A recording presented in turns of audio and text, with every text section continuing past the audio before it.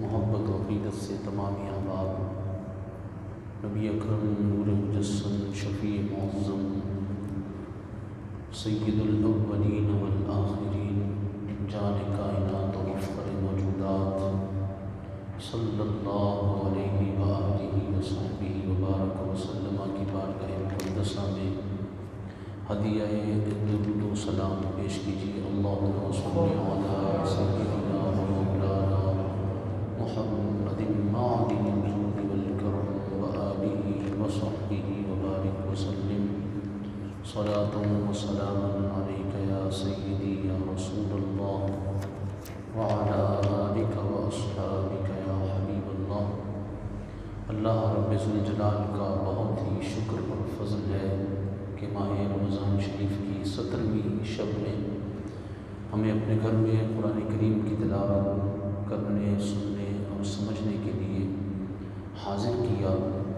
اللہ تعالیٰ ہماری حاضری کو اپنی بارگاہ میں شرف قبولیت عطا فرمائے اور ہمارا یہاں حاضر ہونا میدان محشر میں قرآن کی شفاعت کے لیے قبول فرمائے۔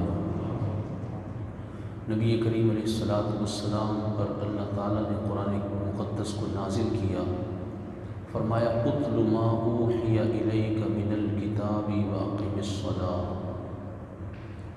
اے محبوب پڑھو جو کتاب تمہاری طرف وحی کی گئی، یعنی قرآن مقدس کو ہم نے تمہاری طرف وحی کیا، اس کی تلاوت کرو اور نماز قائم فرماؤ۔ رسول اللہ صلی اللہ علیہ وسلم کو اللہ نے فرمایا کہ نماز قائم فرماؤ، تو حضور علیہ السلام پر نماز فرض ہوئی اور حضور علیہ السلام پر تہجد بھی فرض ہوئی، جیسا کہ ہم نے پہلے درس میں سنا۔ تو حضور کی امت پر بھی نماز کو اللہ تعالیٰ نے فرض کر دیا۔ نماز کتنی پیاری عبادت ہے۔ علماء فرماتے ہیں کہ جتنی عبادات ہیں اور جتنے عبادات کے طریقے ہیں وہ سارے کے سارے اللہ تعالیٰ نے نماز کے اندر رکھے ہیں۔ نماز کے اندر اگر غور کریں تو روزے کی بھی جھلک ہے، نماز میں زکوٰۃ کی بھی جھلک ہے، نماز میں حج کی بھی جھلک ہے۔ نماز پڑھتے ہوئے کچھ کھا پی نہیں سکتے تو یہ روزے کی جھلک ہے۔ جب نماز پڑھنے کے لیے بندہ چلتا ہے تو اپنے لباس پر کچھ نہ کچھ اس نے خرچ کیا ہوتا ہے، تو یہ اللہ کی راہ میں خرچ کرنے کی جھلک ہے۔ اور وہ چل کر کوشش کر کے مسجد میں جاتا ہے اور قربانی دیتا ہے وقت کی۔ حج کا معنی ہے کوشش کرنا، حج کا معنی کیا ہے؟ کوشش کرنا۔ تو نماز کے لیے بندہ کوشش کرتا ہے تو یہ ایک حج کی جھلک ہے۔ پھر فرمایا ان الصلاۃ تنہی عن الفحشاء والمنکر، بے شک نماز منع کرتی ہے بے حیائی اور بری بات سے۔ نماز بے شک منع کرتی ہے بے حیائی اور بری بات سے۔ نبی کریم علیہ السلام کی خدمت میں ایک جوان حاضر ہوتا تھا، وہ حضور کے پیچھے نماز بھی ادا کرتا لیکن اس سے گناہ بھی ہو جاتے تھے اور کبیرہ گناہ ہو جاتے تھے۔ لوگوں نے حضور علیہ السلام کی خدمت میں عرض کی یا رسول اللہ اس کا معاملہ ایسا ہے۔ حضور نے فرمایا ان قریب اس کی نماز اس کو گناہوں سے بچا لے گی۔ اور کچھ ہی عرصے کے بعد صحابہ نے دیکھا کہ اس نے گناہوں سے سچی توبہ کر لی۔ تو یہ نماز قرآن نے فرمایا کہ یہ بندے کو گناہوں سے بچا لیتی ہے، بے حیائی سے روک دیتی ہے۔ مفسرین نے لکھا کہ پھر اگر نماز گناہ سے نہ روکے اور بے حیائی سے نہ روکے تو پھر وہ نماز ہی نہیں ہے۔ یعنی ہمیں کوشش کرنی ہے کہ نماز اس طرح ادا کریں، بڑے انہماک سے، توجہ سے، ادب سے، اور اس کے معنی و مطالب پہ غور کریں، عاجزی اور انکساری کے ساتھ نماز ادا کریں۔ جیسا کہ نماز کے شرائط ہیں، فرائض ہیں، واجبات ہیں، سنن ہیں، مستحبات ہیں، ہر چیز کا خیال کرتے ہوئے جب نماز ادا کریں گے تو اللہ تبارک و تعالی جل جلالہ اس کی برکت سے ہمیں گناہوں سے پاک زندگی عطا کر دے گا۔ اپنی اولاد کو بھی نماز کا عادی بنانا ضروری ہے۔ 7 سال کا بچہ جب ہو جائے اس وقت تک اس کو نماز سکھا دینی چاہیے۔ 7 سے 10 سال کے درمیان اس کو عادت ڈالنی چاہیے کہ وہ نماز پڑھے۔ جب وہ 10 سال کا ہو جائے تو اسے حکماً نماز کے لیے کہنا چاہیے۔ اگر وہ نہ مانے اور اس میں کاہلی کر کے جماعت کو ترک کر دے، نماز کو چھوڑ دے، قضا کر دے، تو پھر والد جو ہے اس پر سختی بھی کر سکتا ہے اور مار پیٹ بھی کر سکتا ہے کہ اسے نماز ہر صورت پڑھائی جائے۔ یہ تربیت کرنا والدین کے ذمہ اسلام نے رکھا ہے۔ اگر والدین یہ تربیت نہیں کرتے، صرف بچے کی خوراک کا ہی خیال کرتے ہیں، اس کے اچھے کپڑوں کا ہی خیال کرتے ہیں، اس کے جوتوں کا خیال کرتے ہیں، اس کے اسکول کا خیال کرتے ہیں، لیکن یہ خیال نہیں کرتے اور اس کے آرام کی وجہ سے اس کی نمازیں ضائع ہو جائیں، اس کی جو تفریحات ہیں ان کی وجہ سے اس کی نمازیں ضائع ہو جائیں، تو یہ یاد رکھیے والدین اپنے لیے بھی بہت نقصان کر رہے ہیں اور اولاد کا بھی نقصان ہو رہا ہے۔ اللہ کریم اپنی رحمت، اپنے فضل سے میری آپ سب کی اولاد کو پنجگانہ نماز باجماعت پڑھنے کی توفیق اور سعادت عطا فرمائے۔ فرمایا وَلَذِكْرُ اللَّهِ أَكْبَرُ، اور بے شک اللہ کا ذکر سب سے بڑا ہے۔ اللہ کا ذکر سب سے بڑا ہے۔ وَاللَّهُ يَعْلَمُ مَا تَصْنَعُونَ، اور اللہ جانتا ہے جو تم کرتے ہو۔ اللہ تبارک و تعالی جل شانہ نے ارشاد فرمایا وَالَّذِينَ جَاهَدُوا فِينَا لَنَهْدِيَنَّهُمْ سُبُلَنَا، اور جنہوں نے ہماری راہ میں کوشش کی ضرور ہم انہیں اپنے راستے دکھا دیں گے، ان کے لیے اپنی راہیں کھول دیں گے۔ اس سورت مبارکہ کے شروع میں فرمایا گیا تھا کہ کیا لوگ اس گمان میں ہیں کہ اتنا کہنے پر چھوڑ دیے جائیں گے کہ ہم ایمان لائیں؟ کیا ان کی آزمائش نہیں ہوگی؟ یعنی مسلمان اگر کلمہ پڑھ لے تو اس کو آزمایا بھی جاتا ہے کہ یہ کلمے کے ساتھ وفا کتنی کرتا ہے، اللہ اور اس کے رسول کی بات کتنی مانتا ہے۔ جب اس کی آزمائش ہوتی ہے، فرمایا جو ہماری راہ میں پھر کوشش کرتا ہے، اس صورت کے آخر میں فرمایا اور جنہوں نے ہماری راہ میں کوشش کی ضرور ہم انہیں اپنے راستے دکھائیں گے۔ اللہ کریم اس کے لیے اپنے راستے کھول دیتا ہے۔ وَإِنَّ اللَّهَ لَمَعَ الْمُحْسِنِينَ، اور بے شک اللہ نیکوں کے ساتھ ہے۔ اللہ تبارک و تعالی جل شانہ نے ارشاد فرمایا ظَهَرَ الْفَسَادُ فِي الْبَرِّ وَالْبَحْرِ، خشکی اور تری میں خرابی پیدا ہو گئی، فساد ہو گیا۔ خشکی اور تری کیا مراد ہے؟ فرمایا اس سے مراد ہے سمندر اور خشک جو زمین کا حصہ ہے، اس میں فساد ظاہر ہوا، فساد ہو گیا۔ کیوں؟ بما کسبت ایدی الناس، یہ جو زمین پر فساد برپا ہوا، بد امنی ہوئی، لوگوں کا چلن خراب ہوا اور ہر طرف بے چینی پھیل گئی، اس کا سبب قرآن فرماتا ہے بما کسبت ایدی الناس، لوگوں کے ہاتھوں کی کمائی کی وجہ سے۔ جو لوگوں کے ہاتھوں نے کیا، جو کمایا، تو اس زمین سے برکتیں اٹھ گئیں، اس زمین سے رحمتیں دور ہو گئیں، جھوٹ یہاں بولا جا رہا ہے، سود یہاں کھایا جا رہا ہے، دوسروں کا حق یہاں غصب کیا جا رہا ہے، اور لوگوں نے یقین کر لیا ہے کہ معاذ اللہ گناہ کے بغیر نہ روزی مل سکتی ہے، گناہ کے بغیر نہ گزارا ہو سکتا ہے، گناہ کے بغیر نہ ہماری زندگی گزر سکتی ہے۔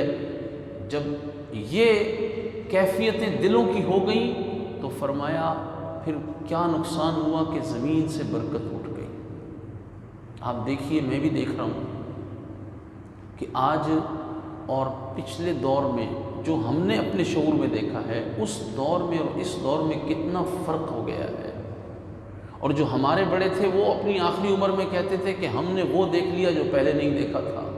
اسی طرح جو اس سے پہلے کے لوگ تھے وہ بھی یہی کہتے ہوئے چلے گئے، کیونکہ جوں گناہ بڑھتے گئے زمین پر بے برکتی ہوتی چلی گئی۔ پیسے کی کمی نہیں ہے، وہ سہولتیں جو اس وقت بادشاہوں کو میسر نہیں تھیں آج ایک عام آدمی کو میسر ہیں، لیکن پھر بھی بے چینی ہے، پھر بھی پریشانی ہے، پھر بھی خیر نہیں، برکت نہیں۔ آج جو سواریاں ہمیں میسر ہیں وہ اس وقت بادشاہوں کو میسر تھی۔ ایئر کنڈیشن گاڑی میں بندہ بیٹھ کر 100 کی رفتار سے بہترین قسم کی سڑک پہ سفر کر رہا ہے۔ پانی ٹھنڈا کرنے کے لیے وہ سراہی کا استعمال کرتے تھے، یہاں گھر میں فریج بھی ہے اور ڈیپ فریزر بھی ہے۔ آپ دیکھیے سہولتوں کے انبار ہیں ہمارے پاس، لیکن قلبی سکون نہیں ہے۔ اس کا مطلب یہ ہے کہ گناہ بڑھ گئے ہیں، بما کسبت ایدی الناس۔ اور یہ فساد صرف زمین پر نہیں ہے، بلکہ یہ فساد سمندروں تک چلا گیا ہے۔ چوری، ڈکیتی، لوٹ مار ہر طرف عام ہے۔ کوئی معزز بن کے لوٹ مار کرتا ہے، کوئی کھلے طریقے سے کرتا ہے۔ لوٹ مار کے بھی نئے نئے انداز ہیں۔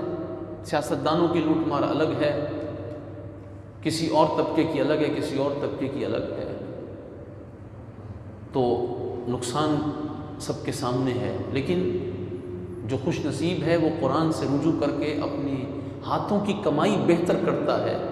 اور یقین کیجئے انسان جب اللہ کی طرف رجوع کر لیتا ہے تو پھر اس کا چھوٹا سا گھر پرسکون ہو جاتا ہے، اس کے گھر میں برکت ہوتی ہے، خیر ہوتی ہے، اس کا دل لگتا ہے، ورنہ اپنا ہی گھر گھٹن بن جاتا ہے۔ گھر میں دل نہیں لگ رہا، پریشانی بن گئی، اور انسان عجیب قسم کی سوچوں اور وسوسوں اور پریشانیوں کا شکار رہتا ہے اپنے گھر کے اندر۔ کیوں؟ نہ اس گھر میں فجر کا اہتمام ہے، نہ اس گھر میں قرآن کھلتا ہے، نہ اس گھر کے اندر اللہ رسول کی یاد ہوتی ہے۔ ایک بے نمازی اس کونے میں پڑا ہے، ایک بے نمازی اس کونے میں پڑا ہے، فجر ہو گئی۔ حدیث پاک میں ارشاد فرمایا کہ ایک بے نمازی کی نحوست 40 گھر دائیں، 40 گھر بائیں، 40 گھر آگے، 40 گھر پیچھے جاتی ہے، ایک بے نمازی۔ اور یہاں گھر میں 4 افراد ہیں تو چاروں بے نمازی، ان کی صبح ہی دن میں 11-12 بجے ہوتی ہے جب آنکھ کھلی ہوا سویرا، پھر وہ جانوروں کی طرح منہ میں کچھ ڈالا، پیٹ میں ڈالا اور چل دیے دنیا کمانے کے لیے، پتہ ہی نہیں چلا انہیں کہ دن کیسے گزارنا ہے اللہ کی فرما برداری میں۔ تو اس کا نقصان ہر ایک کو پہنچ رہا ہے۔ تو اس واسطے اللہ کی بارگاہ میں رجوع کریں، اور فرمایا کہ جو بندہ نمازی ہو، اللہ کا فرمان بردار ہو، پھر اس کی فرمایا اس کی برکت اس کے گھر میں بھی ہوتی ہے، اس کے پڑوس میں بھی ہوتی ہے، پڑوس کے پڑوس میں بھی ہوتی ہے، یہاں تک کہ 100 گھروں تک، محلے محلے تک اللہ تعالیٰ اس کی برکت عطا فرما دیتا ہے۔ کئی لوگ ایسے ہوتے ہیں جو صبح صبح اپنے گھر میں قرآن کھولتے ہیں، پڑھتے ہیں قرآن پاک، ان کی برکتیں ظاہر ہوتی ہیں اور ہم بچ جاتے ہیں، ورنہ ہمارا پتہ نہیں کیا حال ہو۔ تو ہمیں خیر پھیلنے کا، سلامتی پھیلنے کا سبب بننا چاہیے۔ اور ظہر الفساد فی البر والبحر سے ایک تفسیر یہ بھی مراد ہے، حضرت سیدنا ابو بکر صدیق رضی اللہ تعالیٰ عنہ آپ فرماتے ہیں کہ یہ جو فرمایا نا قرآن نے کہ ظہر الفساد فی البر والبحر، خشکی اور تری میں فساد ہو گیا، فرمایا اس سے مراد ہے انسان کی زبان اور دل بگڑ گیا۔ جس بندے کی زبان خراب ہو گئی، دل خراب ہو گیا، سمجھے کہ اس نے سب کو تباہ و برباد کر کے رکھ دیا۔ اور آپ فرماتے ہیں کہ جس بندے کی زبان بگڑ جائے نا، اس سے تو لوگ پریشان ہوتے ہیں کہ اس کی زبان بڑی خراب ہے، فرمایا جس کا دل بگڑ جائے اس پر اللہ کے فرشتے روتے ہیں کہ یہ بندہ وہ ہے جس کا دل خراب ہے، اوپر سے کچھ اندر سے کچھ، اور گناہوں کی چاہت اس کے دل میں رہے۔ حدیث پاک میں فرمایا کہ جو بندہ گناہ کر نہ سکے لیکن گناہ کی تمنا رکھتا ہو کہ میں بھی یہ گناہ کر لیتا، میں بھی شامل ہو جاتا اس میں، تو فرمایا وہ ایسا ہی ہے جیسے وہ اس گناہ میں شامل ہوا۔ تمنا تھی نا اس کے دل میں، کر نہیں سکا۔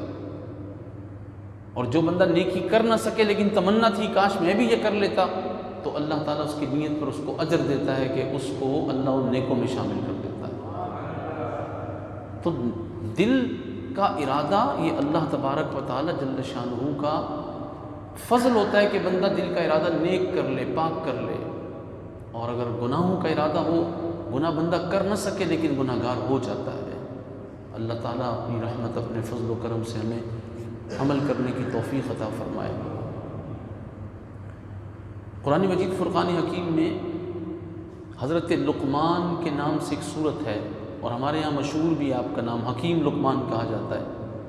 تو یہ حضرت سیدنا ایوب علیہ السلام کے بھانجے تھے، اور بعض کہتے ہیں کہ یہ حضرت ایوب علیہ السلام کی خالہ کے بیٹے تھے، اور یہ قاضی بھی تھے، بہت بڑے عالم تھے، بڑے حکمتیں اور دانائی کی گفتگو آپ کیا کرتے تھے۔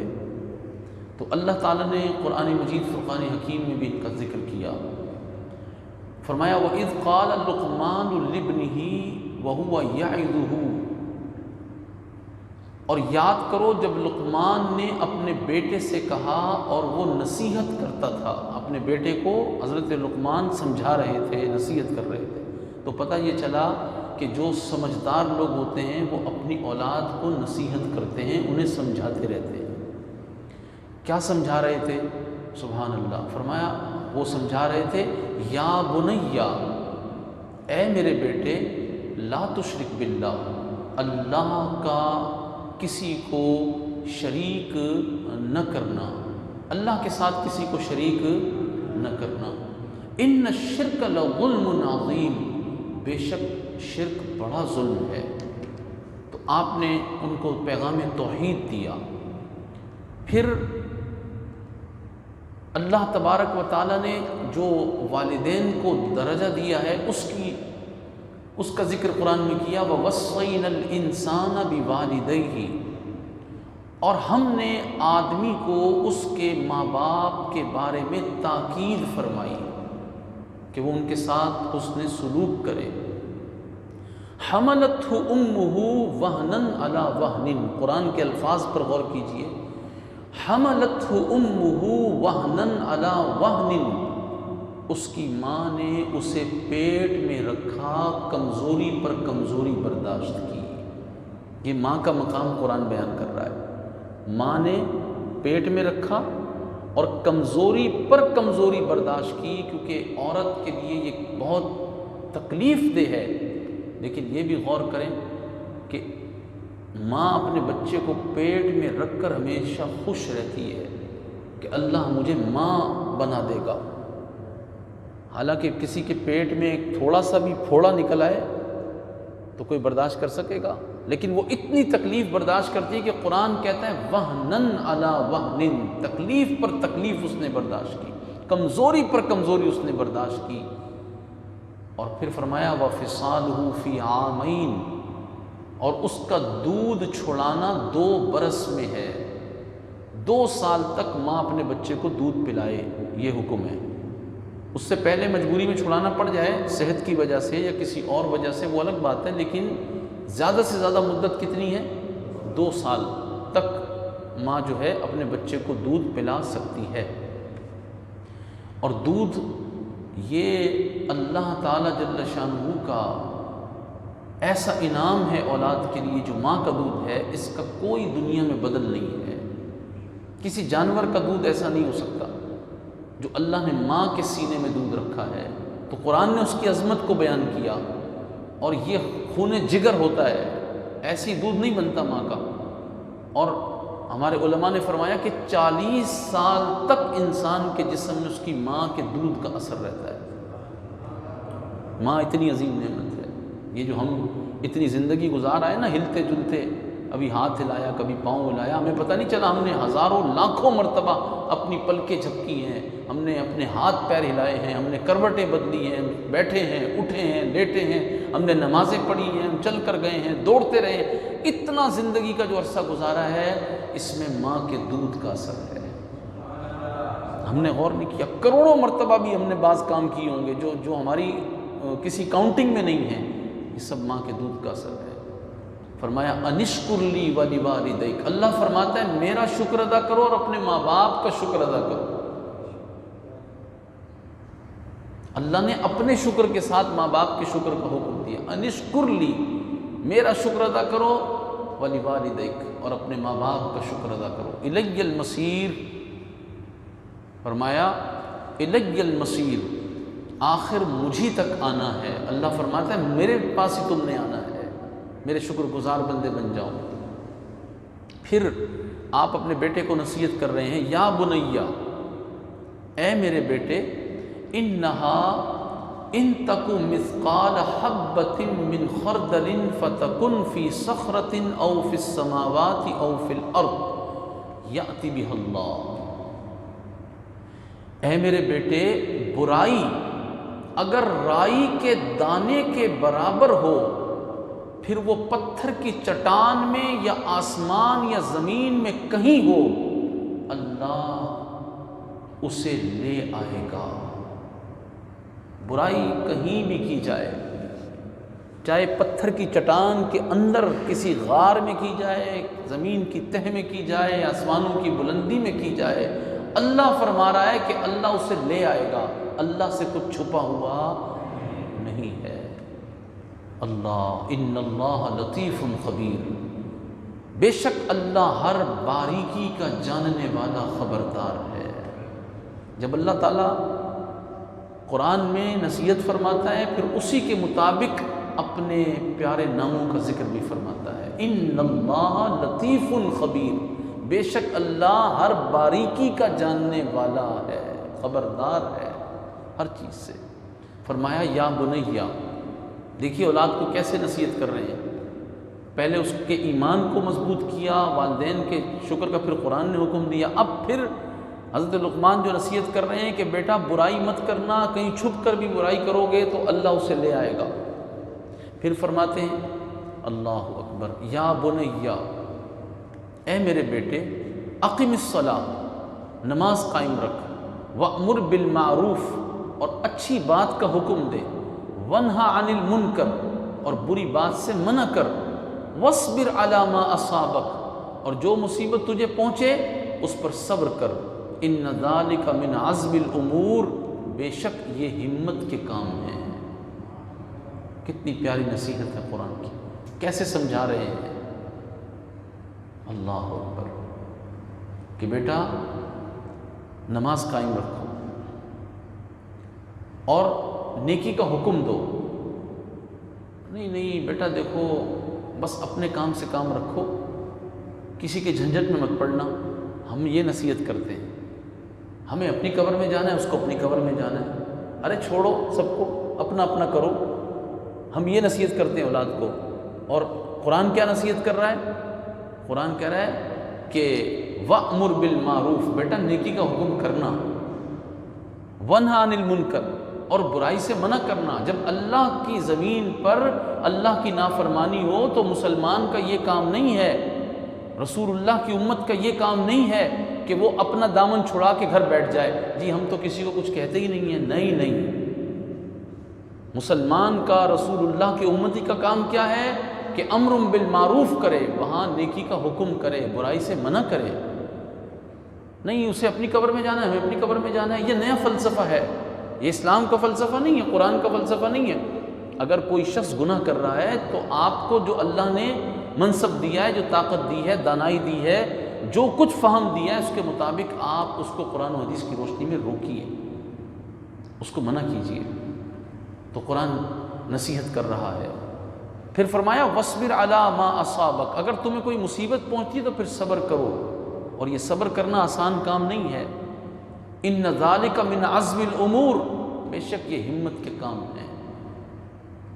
پھر نصیحت کی، کہا وَلَا تُصَعِّرْ خَدَّكَ لِلنَّاسِ، اور کسی سے بات کرنے میں اپنا رخسار ٹیڑھا نہ کرو، اخلاق سکھائے اولاد کو. جب کسی سے بات کرو تو کیا کرو؟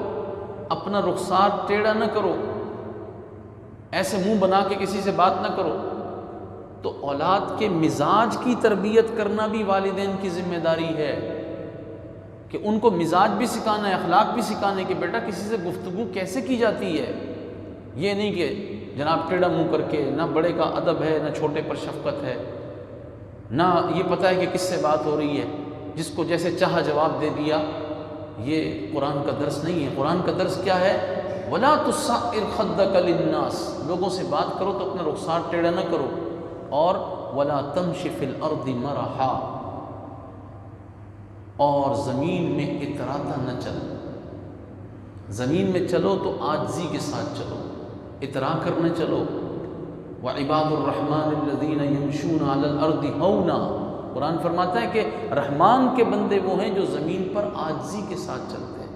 پیر پٹخ پٹخ کے چلنا یا پیروں کو گھسیٹ کے چلنا، ادھر دیکھ ادھر دیکھ، لاؤبالی پن کے ساتھ، اپنی جوانی کے تکبر میں، اپنے مال کے تکبر میں. آج کل گاڑیوں کا دور ہے تو جناب وہ موٹر سائیکل کی اس کا سلنسر نکالا اور کوئی بزرگ آدمی جا رہا ہے اس کے قریب جا کے ریس دی کہ اس کو اور پریشانی ہو. کوئی رات ایسی آ گئی، عید کی رات آ گئی، کوئی ہیپی نیو ایئر آ گیا تو اس طرح نکل کھڑے ہوئے. کیوں؟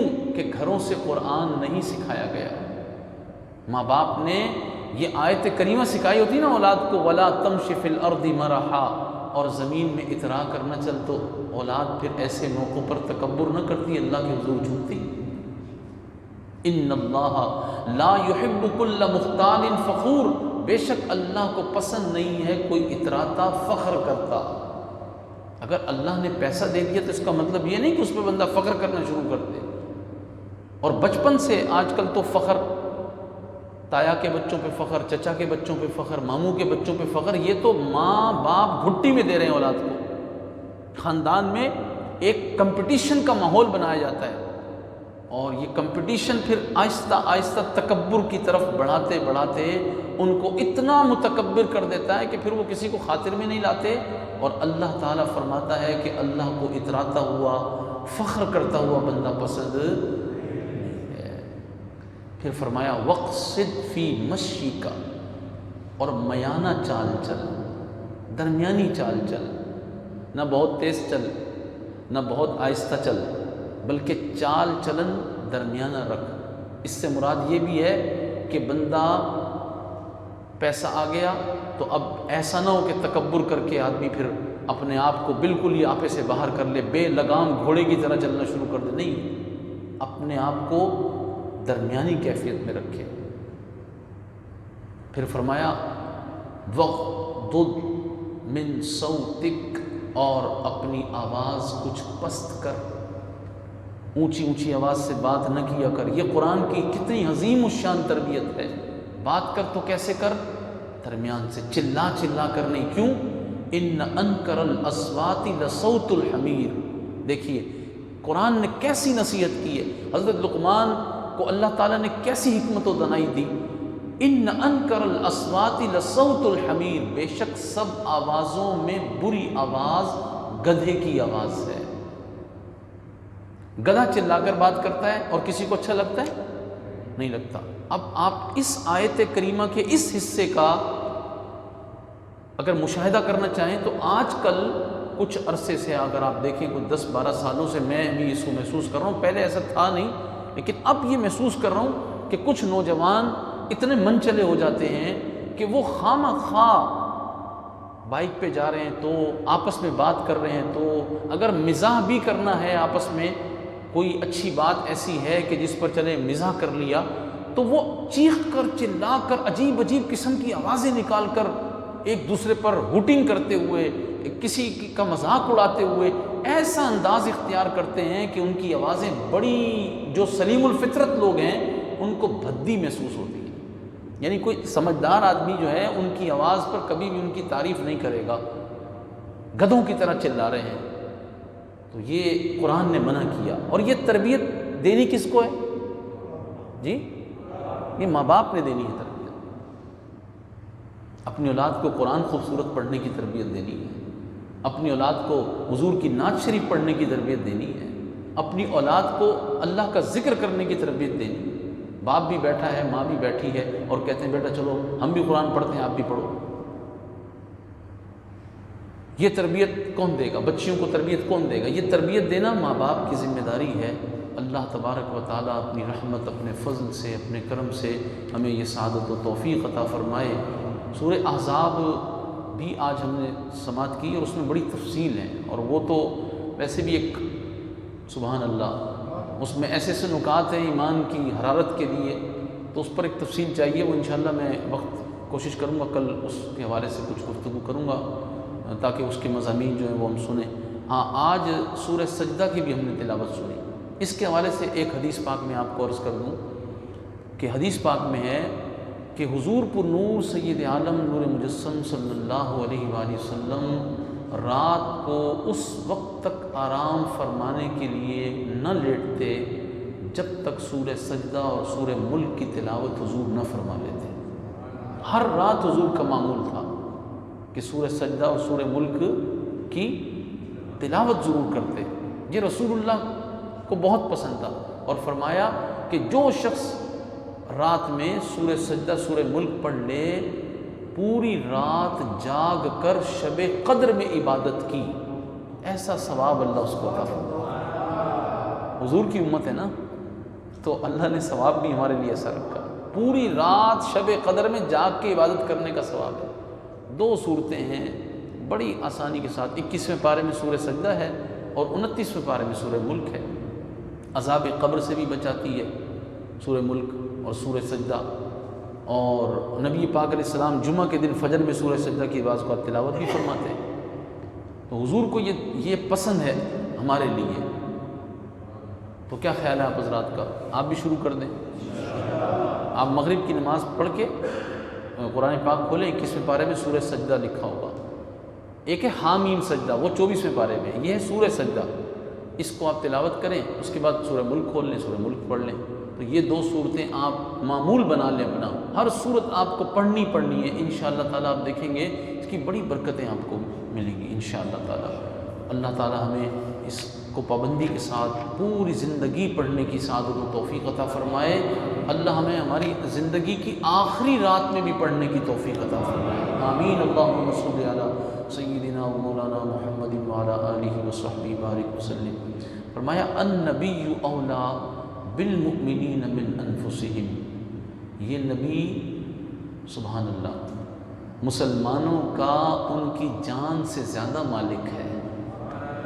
اعلیٰ حضرت نے کتنا خوبصورت ترجمہ کیا ہے. یہ نبی مسلمانوں کے ان کی جان سے زیادہ مالک ہے.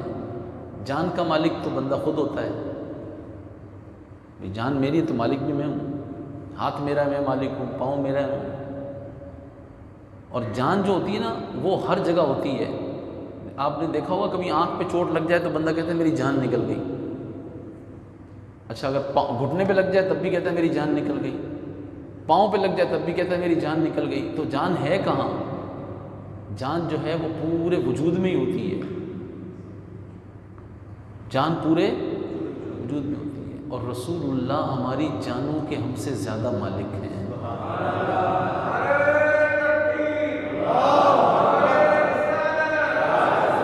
کیا مطلب؟ تفسیر قرطبی میں ہے کہ حضور ہماری جان کے ہم سے زیادہ مالک ہیں. اس کا کیا معنی ہے؟ فرمایا دیکھو، ہم اپنی جان کو کئی مرتبہ نقصان میں ڈال لیتے ہیں. جان ہماری ہے لیکن کوئی ایسا قدم اٹھاتے ہیں کہ منہ کے بل گر جاتے ہیں. ایسا نہیں ہوتا؟ ہم کیا کرتے ہیں کہ کوئی نہ کوئی ایسا کام کر جاتے ہیں جس سے ہم اپنا نقصان خود کرتے ہیں. پھر ہمیں احساس بھی ہوتا ہے کہ یہ کام تو میں نے خود ہی کیا ہے، یہ فیصلہ میں نے خود کیا، اس کا نقصان میں نے اٹھایا، یہ حرکت میں نے خود کی، اس کا نقصان میں نے اٹھایا. کبھی کم ایسی سمت چل پڑتے ہیں کبھی کبھار کہ اس سمت جانے سے ہمارا نقصان ہو جاتا ہے. تو تفسیر قرطبی میں فرمایا کہ ہم خود اپنی جان کا نقصان کر لیتے ہیں. لیکن قرآن فرماتا ہے النبی اولا بالمؤمنین من انفسہم. یہ نبی تمہاری جانوں کے تم سے زیادہ مالک ہیں اس سے مراد یہ ہے کہ رسول اللہ تمہیں کوئی ایسا کام نہیں بتاتے جس سے تمہاری جان کا تھوڑا سا بھی نقصان ہو۔ تو پھر مالک کون ہوا؟ پھر مالک کون ہوا؟ وہی مالک ہوئے نا جو ہماری جان کا نقصان نہیں ہونے دیتے۔ ہم تو خود اپنی جان کا نقصان کر لیتے ہیں۔ کتنی راتیں، کتنے دن، کتنے لمحات ایسے آتے ہیں نقصان سے بھرے پڑے ہیں، وہ ہم نے خود کیے ہیں، کسی اور نے نہیں کیے۔ لیکن رسول اللہ کی شان یہ ہے کہ حضور کی جس نے مانی، حضور کو جس نے چاہا، اس کی زندگی نفع ہی نفع کا سودا کرتی ہے، نقصان نہیں ہوتا اس کو۔ جس کو لوگ نقصان کہتے ہیں وہ بھی نفع کا سودا بن جاتا ہے۔ یہاں تک کہ اگر کوئی حضور کے لیے اپنی جان کا نقصان کر لے، یعنی جان دے دے، قسم بخدا سب سے بڑا نفع وہی کماتا ہے۔ النبی اولا بالمؤمنین من انفسہم۔ اولا کے ایک معنی ہے قریب ہیں۔ کیا معنی ہے؟ قریب ہیں۔ یہ نبی مومنوں کے ان کی جانوں سے بھی زیادہ قریب ہیں۔ جان کہاں قریب ہے؟ میں نے آپ کو بتایا کہ جان آنکھ میں بھی جان ہے، جی یہ شہ رگ میں بھی جان ہے، دل میں بھی جان ہے، ہاتھ میں بھی جان ہے، ہر جگہ جان ہی جان ہے، لیکن تلاش نہیں کر سکتے ہے کہاں۔ نہیں سمجھے آپ؟ تلاش نہیں کر سکتے نا کہ ہے کہاں، ہر جگہ جان ہی جان ہے۔ اعلیٰ حضرت فرماتے ہیں جان ہے، جان کیا نظر آئے، جان ہے، جان کیا نظر آئے، کیوں عدو گرد غار پھرتے ہیں۔ جان ہے، جان کیا نظر آئے۔ اللہ اکبر، حضور کی کیا شانیں ہیں، حضور کی کیا شانیں ہیں۔ حضور جانوں سے زیادہ قریب، جانوں سے زیادہ مالک، یعنی حضور کا حق اتنا زیادہ ہے، اتنا زیادہ ہے کہ کوئی بندہ حضور کا حق ادا نہیں کر سکتا۔ جن صحابہ نے اپنے جسم کے ٹکڑے کرا لیے حضور کی عزت کے لیے، ناموس کے لیے، حضرت حبیب بن زید بن عاصم مسیلمہ کذاب کے دربار میں کھڑے ہوئے اور اس نے کہا کہ مجھے نبی مانتے ہو؟ آپ نے بولا تو کون ہے؟ ایسے اشارہ کیا، سنتا ہی نہیں ہے، تیری بات سنتی نہیں ہے۔ اس نے کہا محمد الرسول اللہ کو نبی مانتے ہو؟ فرمایا بے شک۔ پھر اس نے کہا کہ مجھے مانتے ہو؟ آپ نے ایسے، تو کون ہے؟ نہیں سنتا۔ اس نے کہا محمد الرسول اللہ کو آخری نبی مانتے ہو؟ آپ نے فرمایا بے شک۔ اس نے کہا یہ کیا بات ہے، میرے نام آتا ہے تو تجھے سنتا نہیں ہے، اور حضور کی باری آتی تو کہتا ہے بے شک۔ اس نے آپ کے ہاتھ سیدھے کروا دیے، حالانکہ آپ سفیر بن کے گئے تھے بات کرنے اس سے، لیکن اس نے ہاتھ سیدھے کرا دیے، آپ کی انگلیوں کے پورے اس نے کاٹ دیے۔ کہنے کا اب بولو۔ آپ نے فرمایا حضور آخری نبی ہے۔ اس نے آپ کے یعنی آپ کو وہ اس طرح تکلیف دے رہا تھا، اس نے ہاتھ کاٹے، پھر بازوؤں سے کاٹے، اور بار بار پوچھتا تھا، آپ بار بار فرماتے تھے رسول اللہ آخری نبی ہے، بس نبی صرف حضور ہیں اور کوئی حضور کے بعد نبی نہیں ہے۔ آپ کی گردن کٹ گئی لیکن زبان نہیں پھسلی۔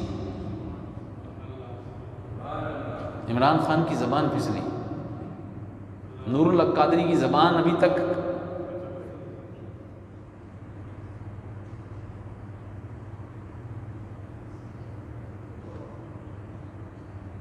اور میری زبان قابو میں نہیں آ رہی اس وقت۔ میرا دل تو چاہ رہا ہے کہ میں منہ بھر بھر کے ان کو ایسی گالیاں دوں، کنجر کے بچوں کو،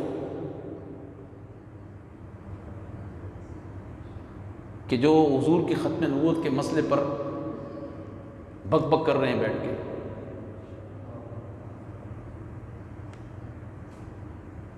صحابہ کرام کی تو یہ شانیں تھی کہ وہ رسول اللہ کی ناموس اور عزت کے لیے اپنا سب کچھ قربان کرتے تھے، کیونکہ وہ جانتے تھے حضور مالک ہیں۔ لیکن بات یہ ہے کہ اتنا کچھ صحابہ نے پیش کیا نا، اللہ اکبر، ہرقل کے بھرے دربار کے اندر صحابی رسول حضرت عبداللہ بن حذافہ سہمی آپ کو لایا گیا، نوجوان، خوبرو نوجوان تھے۔ اس نے کہا کہ میرے سامنے سر جھکا دو۔ آپ نے فرمایا یہ نہیں ہو سکتا۔ کہا اسلام چھوڑ دو، اسلام چھوڑو گے تو آدھی سلطنت کا مالک کر دوں گا، آدھی سلطنت کا، اور تم بھوکے ننگے لوگ ہو، عرب سے آئے ہو، تمہارے پاس پہننے کے کپڑے نہیں ہیں، پاؤں میں جوتے نہیں ہیں، بادشاہ بنا دوں گا اپنی آدھی سلطنت کا۔ حضرت عبداللہ بن حذافہ السہمی نے فرمایا یہ نہیں ہو سکتا، مالک حضور ہے نا، کہا یہ نہیں ہو سکتا، نہیں ہو سکتا، یہ کوئی سر نہیں جھکے گا تیرے آگے۔ اس نے تیل کا کڑاہا گرم کروا لیا، فرمایا اس میں پھینک دوں گا، فرمایا کہہ دو دیا کہ نہیں ہو سکتا۔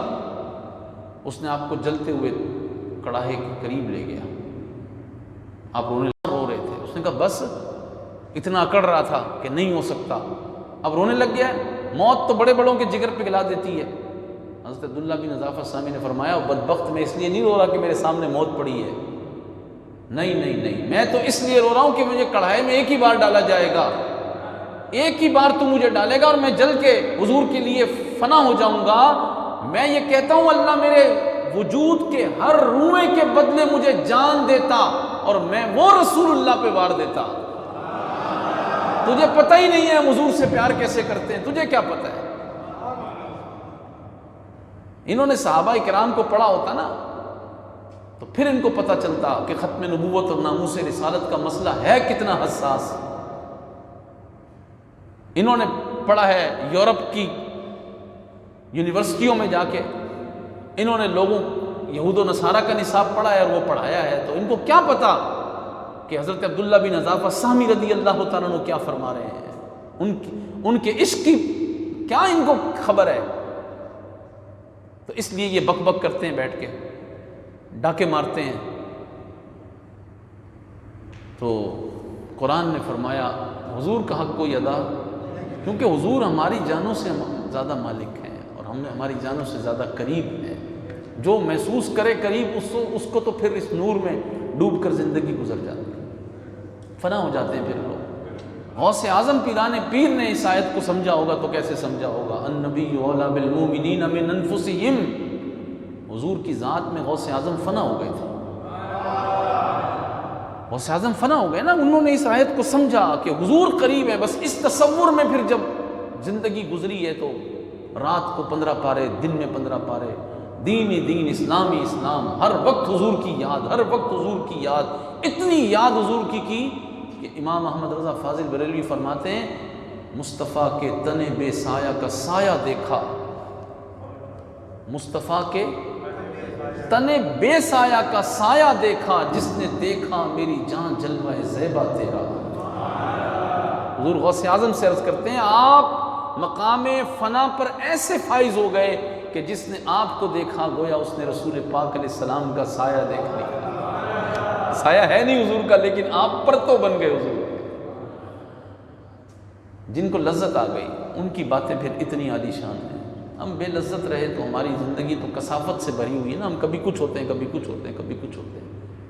اللہ آج کی رات کا صدقہ دے دے، بدر والوں کا صدقہ دے دے، عمیر بن حمام کا صدقہ دے دے اللہ، حضرت عبیدہ کا صدقہ دے دے اللہ تعالیٰ، سیدنا حمزہ کا صدقہ دے دے، حضرت علی المرتضیٰ کا صدقہ دے دے۔ اور قرآن فرما رہا ہے اسی آیت میں آگے وَأَزْوَاجُهُ أُمَّهَاتُهُمْ، اور ان کی بیویاں تمہاری مائیں ہیں، مومنوں کی مائیں۔ آج میں سوچ رہا تھا درس میں آنے سے پہلے کہ سبحان اللہ، وَأَزْوَاجُهُ أُمَّهَاتُهُمْ، اور حضور کی ازواج تمہاری مائیں ہیں، مومنوں کی کیا ہے؟ مومنوں کی مائیں، مومنوں کی مائیں ہیں، شیعوں کی ماں نہیں ہے۔ سمجھ آ رہی ہے کہ نہیں؟ شیعوں کی ماں نہیں ہے، رافضیوں کی، کالوں کی ماں نہیں ہے عائشہ صدیقہ، جنید جمشید کی ماں نہیں ہے عائشہ صدیقہ، طارق جمیل نے جس کو پالا اس کی ماں نہیں ہے عائشہ صدیقہ۔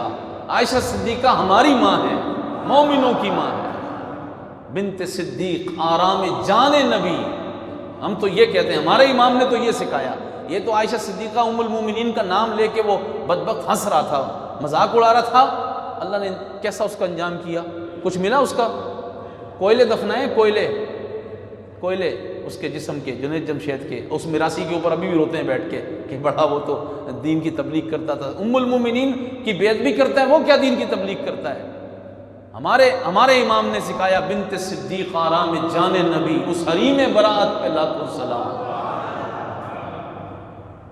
سورہ نور جن کی عفت کی گواہیاں دے، تو یہ تو ہمارا نصیب ہے۔ تو یہ جو آج کی رات ایران میں جشن مناتے ہیں شیعہ ام المومنین کے وصال کی رات کو، اور جو ام المومنین کے بیٹے ہیں، مومن ہیں، ایمان والے ہیں، وہ جانتے ہیں کہ ام المومنین عائشہ صدیقہ رضی اللہ تعالیٰ عنہ کی کیسی اونچی شان ہے، کیسی اونچی شان ہے۔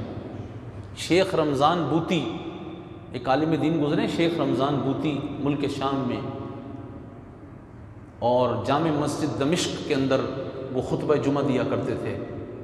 انہوں نے ایک کتاب لکھی ام المومنین حضرت عائشہ صدیقہ کی شان پر، اور شیخ رمضان بوطی کا نام اتنا مسلم ہے ملک شام میں، عرب میں، کہ لوگ ان کی بات کو سمجھتے ہیں کہ وہ صحیح عقیدہ بیان کرتے ہیں۔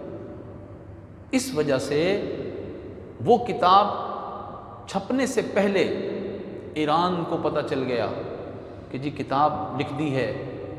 ایران نے ان کو لاکھوں ڈالر کی آفر کی کہ یہ کتاب چھپنی نہیں چاہیے، آپ ہم سے یہ لے لیں۔ آپ نے فرمایا میں اما عائشہ صدیقہ کا بیٹا ہوں، یہ نہیں ہو سکتا کہ میں اس عظمت کا سودا کر لوں، ایمان کا سودا کر لوں، کتاب تو چھپے گی۔ کتاب کوئی بہت بڑی ضخیم کتاب بھی نہیں، چند صفحوں کی کتاب تھی، لیکن چونکہ اللہ نے ان سے کام لینا تھا، اللہ کی شان ہے، انہوں نے کتاب چھپوا دی، لاکھوں ڈالر ٹھکرا دیے۔ ایران کے لوگوں نے دھماکہ کروا کے ان کو مسجد میں شہید کروا دیا، وہ شہید ہو گئے۔ جو وہاں شیعہ تو ہے نا، وہ بہت شہید ہو گئے۔ لیکن آپ حیران ہوں گے کہ ان کو جو جگہ تربت کے لیے ملی وہ کہاں ملی؟ سلطان اسلام سلطان صلاح الدین ایوبی رحمۃ اللہ علیہ کے قدموں میں ان کا مزار بنا، جہاں ایک مجاہد اسلام، سلطان اسلام، اسلام کا فرزند، ان کے قدموں میں ان کو جگہ ملی۔ یہ 14ویں صدی کا عالم، اور وہ سلطان اسلام رسول اللہ کا کیسا منظور نظر، ان کو بھی حضور نے وہ جگہ عطا کر دی۔ کیوں؟ اس لیے کہ انہوں نے ام المومنین کی عظمت کا دفاع کیا۔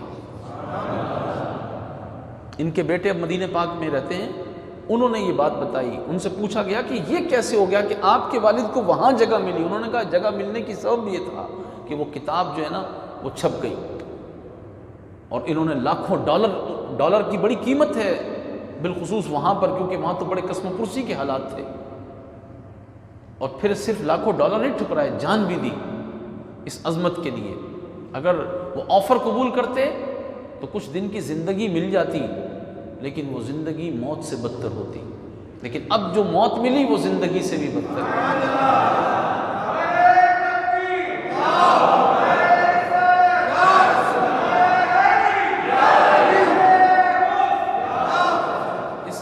کبھی بھی یہ دنیا کی لالچ، دنیا کی حرص و طمع کی خاطر عظمت انبیاء، صحابہ، عظمت اہل بیت کسی پر کمپرومائز نہیں کرنا چاہیے،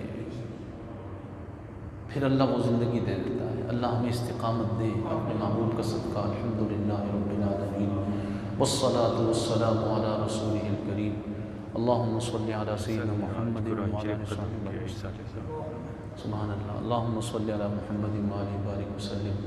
آج ماشاءاللہ یہ سید صاحب کے بیٹے محمد حسن چھوٹے سے، انہوں نے قرآن پاک ختم کیا، 17ویں شب ہے اور اما عائشہ صدیقہ کا بھی دن ہے، تو آئیں مل کے ہم سب جو ہے نا وہ ایصال ثواب کرتے ہیں ان کو۔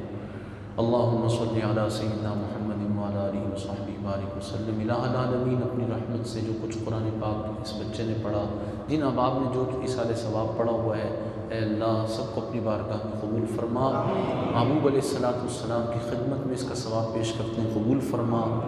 پیارے حبیب علیہ السلام کے صدقے تمام انبیاء علیہ السلام، خلفائے راشدین، امہات المومنین، بالخصوص ام المومنین سیدہ عائشہ صدیقہ اور تمام اصحاب بدر کو اس کا ثواب پیش کرتے ہیں، قبول و منظور فرما۔ الہ العالمین قرآن مقدس کی اس تلاوت کو تمام اہل بیت اطہار، صحابہ کرام علیہ رضوان، تمام اولیاء کاملین، حضور غوث الثقلین، تمام ایمان والے جو دنیا سے رخصت ہو چکے، سب کو اس کا ثواب پیش کرتے ہیں، قبول فرما۔ جتنے حضرات یہاں بیٹھے ہیں جن کے والد یا والدہ رخصت ہو گئے ہیں یا دونوں رخصت ہو گئے، سب کو اس کا ثواب پیش کرتے ہیں، قبول فرما۔ الہ العالمین ان کے اس بچے کے جتنے بھی عزیز و اقارب بزرگ فوت ہو گئے سب کو ثواب پیش کرتے قبول فرما۔ اے اللہ ام المومنین سیدہ عائشہ صدیقہ رضی اللہ تعالیٰ عنہ کا صدقہ اے اللہ ہماری مغفرت فرما۔ اصحاب بدر کا صدقہ حضور کے لیے ان جانوں کے نذرانے پیش کرنے کی سعادت و توفیق عطا فرما۔ الہ العالمین حضور کا صدقہ امت مسلمہ کی مشکلات کو ختم فرما۔ اصحاب بدر کا صدقہ اس امت کی پریشانیوں کو ختم فرما۔ اے اللہ حجرہ عائشہ صدیقہ طیبہ طاہرہ رضی اللہ تعالی عنہا کی پر نور فضا کا صدقہ بہت جلد مدینہ پاک کی باادب حاضری ہمارا مقدر بنا۔ یا اللہ ہمارے پاس اس سے بڑا کون سا وسیلہ ہے؟ اے اللہ تو ہماری مدد کر، مدینہ پاک کی حاضری ہمارا مقدر فرما، در فاطمۃ الزہرا پہ بیٹھنا نصیب فرما۔ الہ العالمین ہماری دعاؤں کو قبول فرما۔ یا اللہ کریم ہماری پریشانیوں کو ختم فرما۔ اے اللہ آج کی رات کا صدقہ بیماروں کو شفا نصیب فرما۔ اے اللہ کامل شفا عطا فرما، ہر آنے والا دن بیماروں کے لیے بہتر فرما دے۔ یا اللہ تیری رحمت بہت وسیع ہے، اے اللہ تو ہماری پچھلی گناہوں کی زندگی کو معاف کر کے اسے نیکیوں سے تبدیل فرما، اپنی رضا کے سائے میں زندگی گزارنے کی توفیق عطا فرما۔ ہماری اولادوں کو حضرت لقمان نے جو نصیحتیں کی وہ نصیحتیں ہمیں کرنے کی توفیق عطا فرما، انہیں نیک اور پرہیزگار بنا، متقی بنا، اپنے محبوب کا سچا غلام اور وفادار بنا، ختم نبوت کا پہرے دار، ناموس رسالت کا محافظ بنا، امت مسلمہ کا متبحر عالم حافظ قاری ولی بنا۔ اے اللہ رسول اللہ کے دین کے لیے مجاہد بنا۔ الہ العالمین ہماری دعاؤں کو اپنی رحمت سے قبول فرما۔ ان اللہ و ملائکتہ یصلون علی النبی یا ایہا الذین آمنوا صلوا علیہ وسلموا تسلیما۔ الصلاة والسلام علیک یا سیدی یا رسول اللہ وعلی آلک و اصحابک یا سیدی یا خاتم النبیین۔